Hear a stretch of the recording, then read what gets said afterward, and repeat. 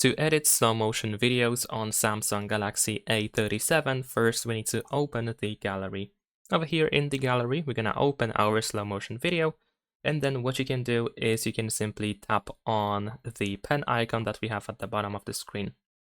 Once you go into the video editor, in here we should be able to find our timeline. There is also this speedometer looking like an icon, and this allows you to open the additional timeline which indicates to where the slow motion effect is applied.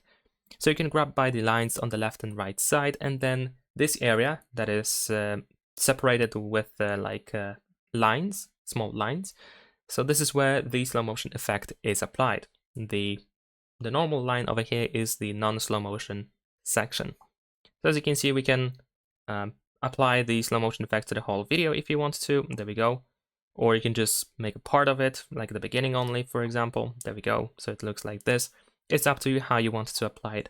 What you can also do is you can use the timeline here below. And once you select the part of additional, like a section in which you want to apply the slow motion, then you should be able to do so. So if you tap over here, then we have 1/8, quarter, or half of it, half of the speed.